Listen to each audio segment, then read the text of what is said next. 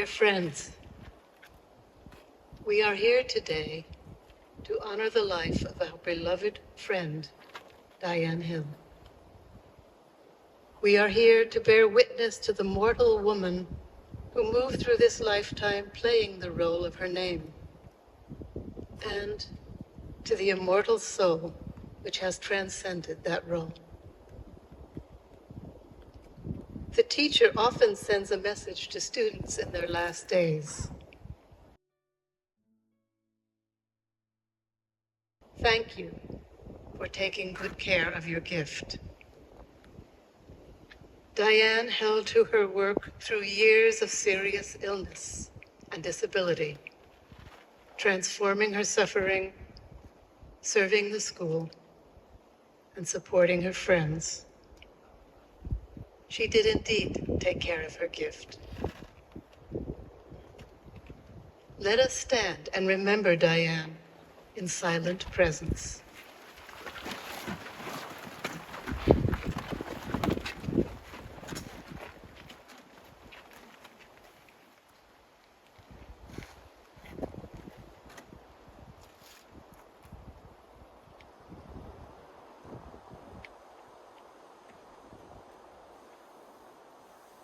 Thank you.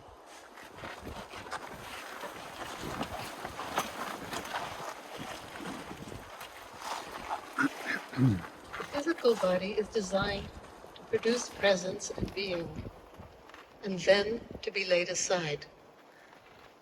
Walt Whitman said, "The best of me then, when no longer visible, for toward that I have been incessantly preparing."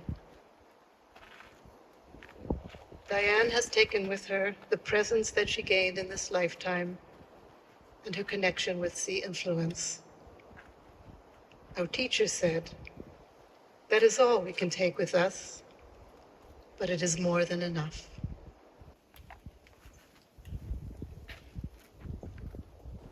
What was said to the rose that made it open was said to me here in my chest. What was told to the cypress that made it strong and straight? What was whispered to the jasmine? So it is what it is. Whatever made sugarcane sweet, whatever let the pomegranate flower blush like a human face, that is being said to me now.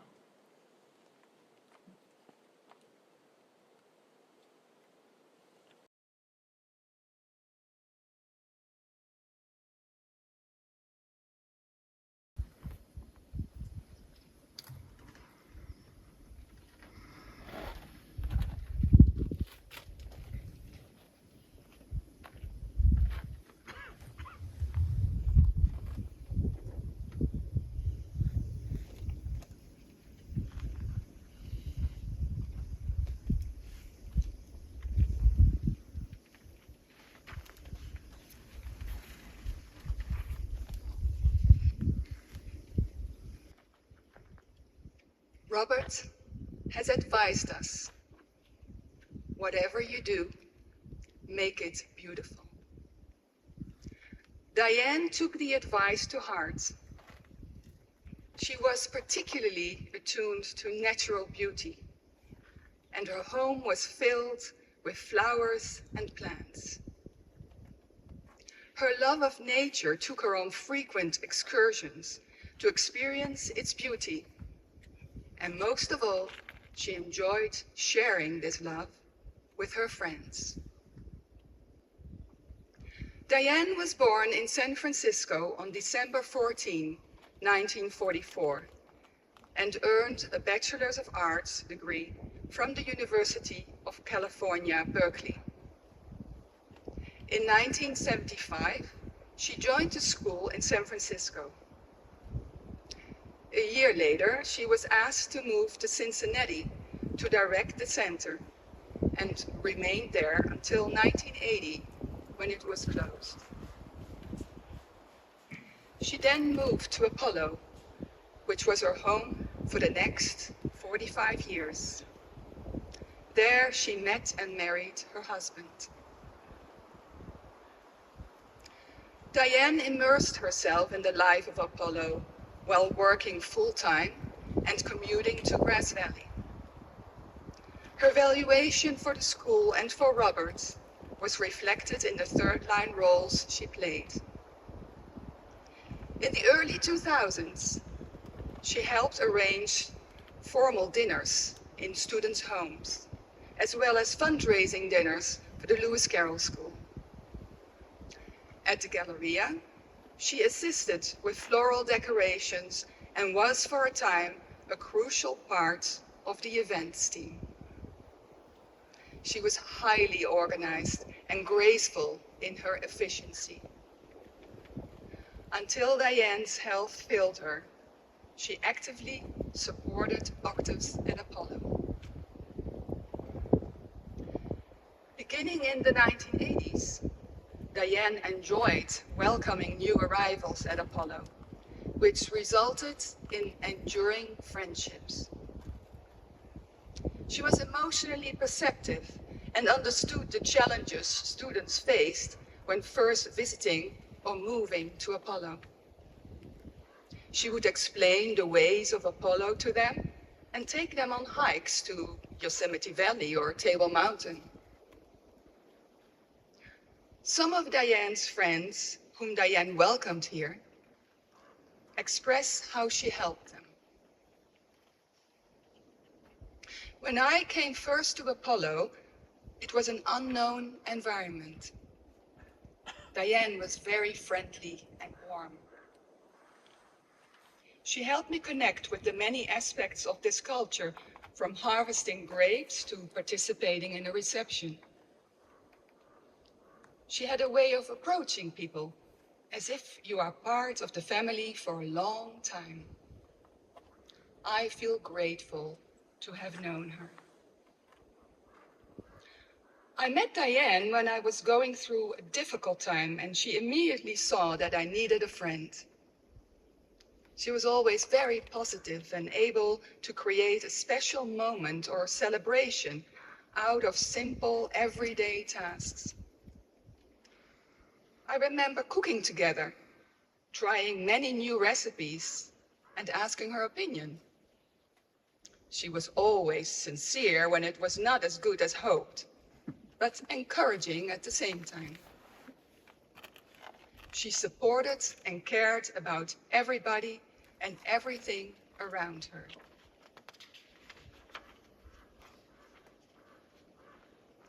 Love and thankfulness for her golden friendship and the love she always showed to my husband and me when visiting Apollo. It was a real treat to be with her. I felt she had built a strong inner life through her work in the school. Diane enjoyed hosting friends in her beautiful home. A friend recalled her visits with Diane in the last year. She often did not have a lot of energy, but when you went to her home for a visit, you were always made to feel so welcome in the beautiful, peaceful, harmonious setting she had created. A cup of tea, a piece of fruit or cookie, and a good conversation.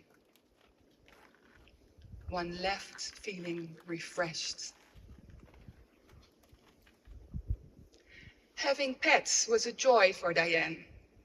She had dogs and cats at different times and enjoyed telling stories of her escapades.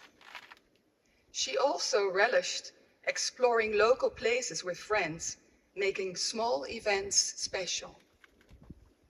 She liked going to the tulip garden at Ananda, picnicking and swimming at the Aurora Pond, feeding carrots and apples to the horse Benito at Apollo, going for ice cream at Collins Lake, having spontaneous sunset dinner at the gazebo. She especially enjoyed going to the Bald Mountain Nursery, to buy more plants. A longtime friend notes, Diane could be a demanding friend, yet it was always worthwhile being with her. As the years progressed and her multiple health problems increased, she turned to nature for transformation. She enjoyed her home, the short local outings, and the company of friends. As Robert tells us, the payment for our gift of immortality is 9 lifetimes. Witnessing Diane's play over the years, with its joys and sorrows, this reality resounds for me. Diane was given difficult plays to transform. Her 20-year marriage ended when her husband suddenly left her, and over the years her illnesses increased in severity. She was able to cope with her suffering through a process of transformation which filled her with gratitude.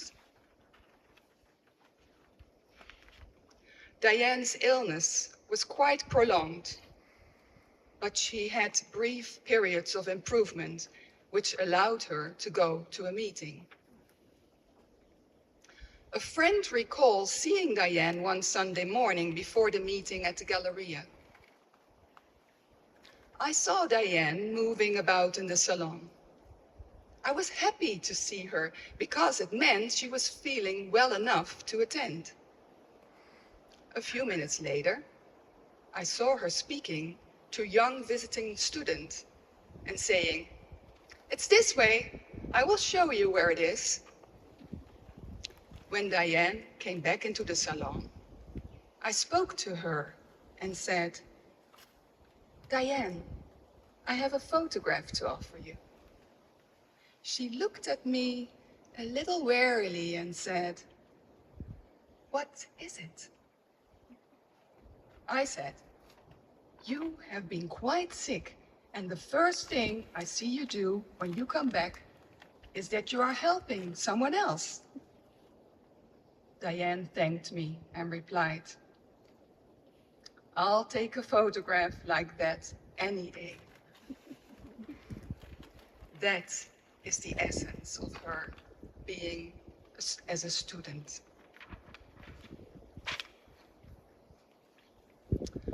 On July 1st, Diane was taken to the emergency room at Rideout and had surgery that day, which was unsuccessful. Diane asked to be sent to a nursing facility to receive end-of-life hospice care. The night before she left the hospital to go to the facility, she told a friend that she knew she was not her body and that she was ready to let go. During the 5 weeks she was in hospice, 18 friends took turns being by her side, bringing her flowers, sharing memories, reading poetry, and relaying messages from Robert and friends. 2 days before she died, Robert asked one of her friends to send his love to Diane that evening, because she could pass away that night. The friend called her, and the nurse held the phone so that Diane, who was sedated, could listen. 6 times, her friend gently said, "Robert loves you." And the 6th time, the nurse said Diane opened her eyes. During her last days, as she passed in and out of consciousness, Diane repeated many times how thankful she was. The quote that she chose for her memorial plaque exemplifies her gratitude. For what are you grateful?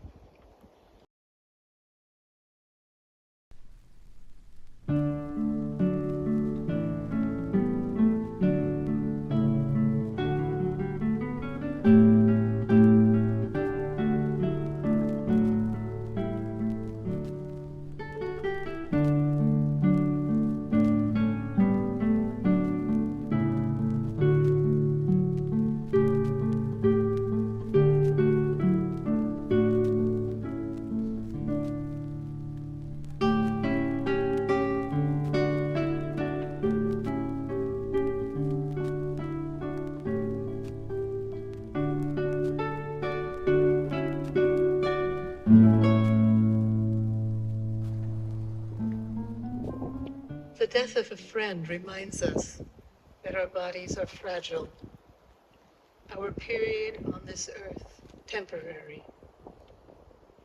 Only the realm of uncreated light, which unites us and is us, is boundless and eternal. Throughout her life, Diane supported the school, her teacher, and her friends.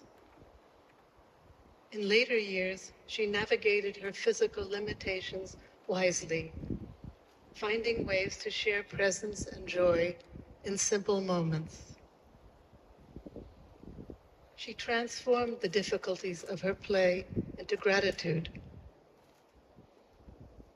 May her love and valuation inspire us as we strive to transform the material of our own lives.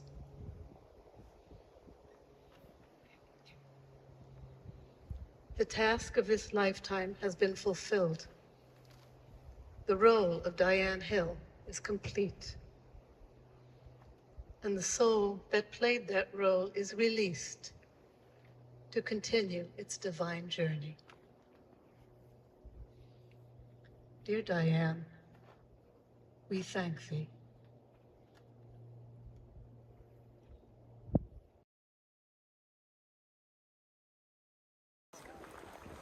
This is from Rainer Maria Rilke.